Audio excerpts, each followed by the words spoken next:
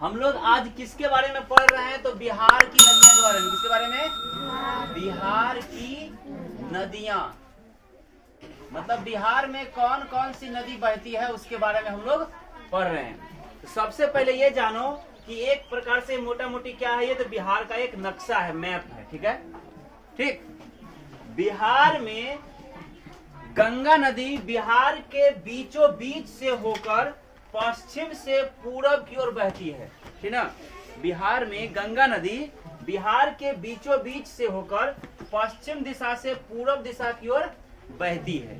ठीक, गंगा नदी भारत की सबसे पवित्र नदी मानी जाती है। गंगा नदी को भारत की सबसे पवित्र नदी मानते हैं और गंगा नदी की कुल लंबाई भारत में 2525 किलोमीटर है। कितना है? 2525 किलोमीटर है। गंगा नदी का उद्गम, मतलब गंगा नदी कहाँ से निकलती है? तो गंगा नदी गंगोत्री हिमानी से निकलती है। ठीक है, कहाँ से निकलती है? गंगोत्री हिमानी से उत्तराखंड में पड़ता है ये। ठीक है, और बहती हुई उत्तर प्रदेश वगैरह होती हुई आती है और बिहार में छपरा बोलते हैं, बक्सर। कहाँ पे? बक्सर एक जिला है बिहार का, है ना। बक्सर जिला में चौसा स्थान पर आकर वो कहाँ होती है? बिहार में प्रवेश करती है, चौसा में। ठीक, समझ में आया? चौसा में, बक्सर जिला का चौसा जगह से वो प्रवेश करती है बिहार में और बिहार के कुल 12 जिलों को छूती हुई, ठीक ना, वो आगे निकल जाती है, बिहार से बाहर निकल जाती है। पसंद है? बंगाल। इसके बाद बिहार का दिशा क्या है? बिहार बोलते हैं। बिहार में गंगा नदी की मुख्य दिशा क्या है? तो पश्चिम से पूरब की ओर। गंगा नदी बिहार में कुल 425 किलोमीटर लंबी है। बिहार में गंगा नदी की कुल लंबाई कितनी है? 425 किलोमीटर लंबा है। ठीक है, गंगा नदी बिहार के 12 जिलों को छूती है। कितने जिलों को? 12 जिला। गंगा नदी बिहार के कुल 12 जिलों से होकर निकलती है।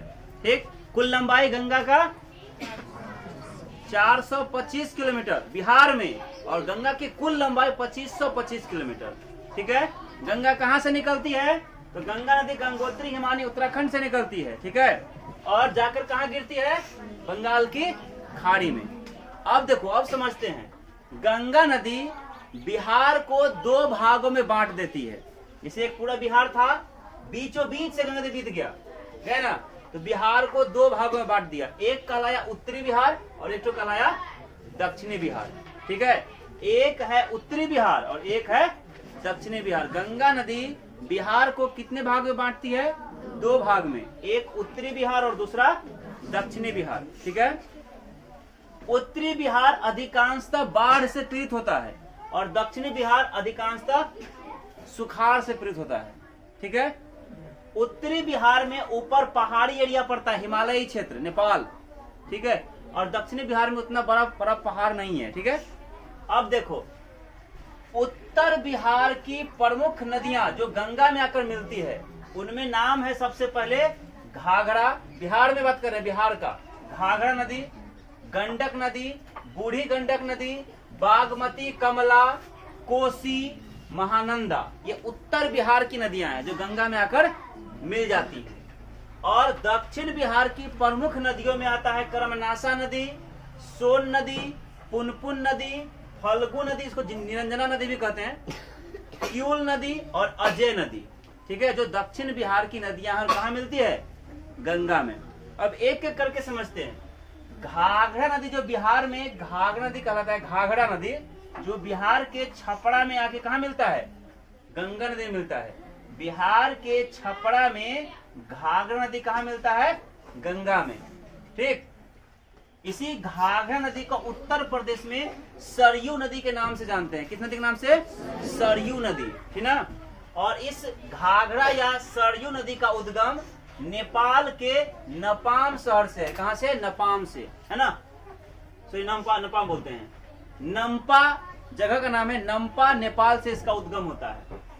और गंडक नदी सोनपुर के पास गंगा में मिलती है। हाजीपुर सोनपुर है ना, सोनपुर के पास आकर गंगा में मिलती है। ठीक है, इसी गंडक नदी के किनारे, है ना, वो सोनपुर का मेला लगता है हरिहर छत्तर मेला, ठीक है, जो एशिया का सबसे बड़ा मेला है, पशु मेला। और गंडक नदी का उद्गम होता है मानंग मोट तथा कुतांग से। मानंग मोट और कुतांग से, जो तिब्बत और नेपाल में पड़ता है, से इसका गंडक का उद्गम होता है। बूढ़ी गंडक नदी का उद्गम है सोमेश्वर की श्रेणी, यानी सोमेश्वर की पहाड़ियों से, सोमेश्वर की श्रेणियों से बूढ़ी गंडक नदी का उद्गम होता है, जो बहते हुए गंगा नदी में आकर मुंगेर के पास मिलती है। मुंगेर जिला के पास बूढ़ी गंडक कहाँ मिल जाती है? गंगा नदी में। इसके बाद नेपाल के महाभारत श्रेणी, नेपाल का जो हिमालय क्षेत्र है उसके महाभारत श्रेणी से बागमती नदी का उद्गम होता है, ठीक। और बागमती नदी का सहायक नदी है कमला। बागमती नदी में आकर कौन सी नदी मिल जाती है? कमला, जिसकी उत्पत्ति वह भी नेपाल के महाभारत श्रेणी से उत्पन्न होता है, और वह बागमती में मिलती है। और फिर ये दोनों बहती हुई आकर कहाँ मिल जाती है? कोसी नदी मिल जाती है।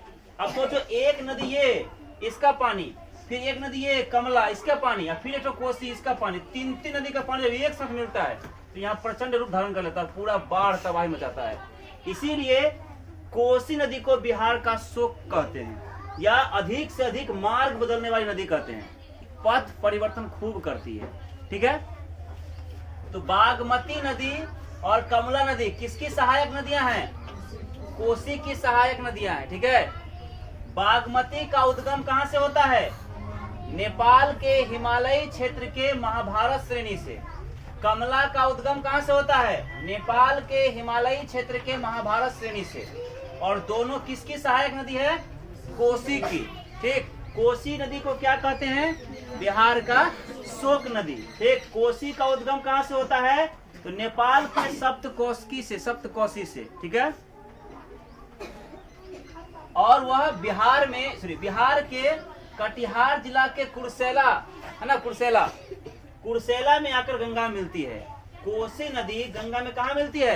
कुर्सेला के पास, ठीक। और उत्तर बिहार का सबसे पूर्वी नदी है महानंदा नदी। कौन सी नदी? महानंदा। यह भी नेपाल के महाभारत श्रेणी से निकलकर, है ना, बहती हुई आकर कहा? कटिहार जिला में ही गंगा नदी में आकर मिल जाती है। बात समझ में आया? अब देखिए, ये सब हुआ किसके बारे में? उत्तर बिहार की नदियां। अब हम पढ़ेंगे किसके बारे में?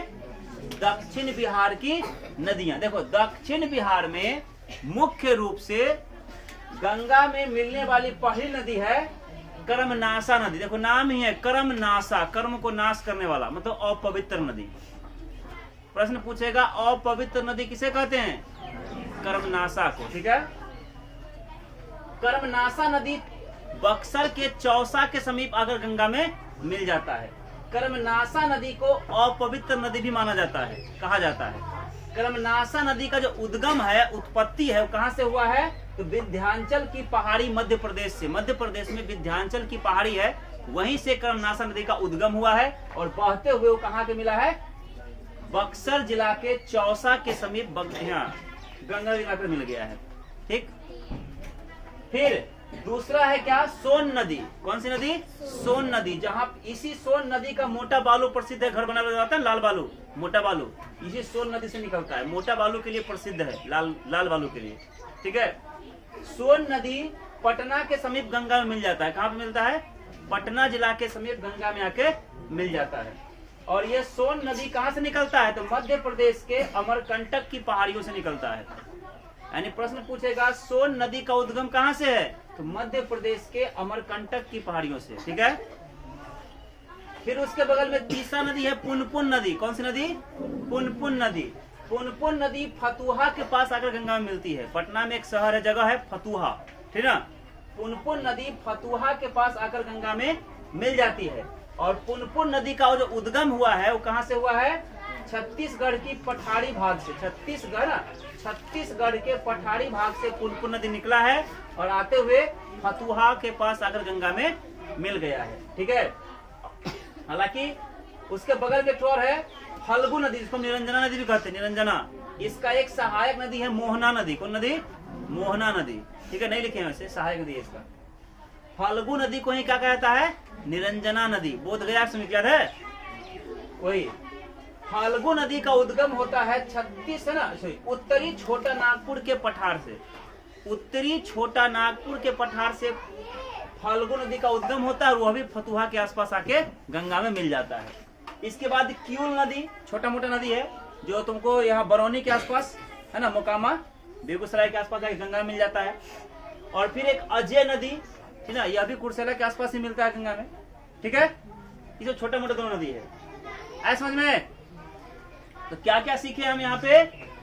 हम लोग अभी इतना ही सीखे कि बिहार को दो भागों में बांटने वाली नदी कौन सी है? गंगा। गंगा नदी किस दिशा में बहती है? तो पश्चिम से पूरब की ओर।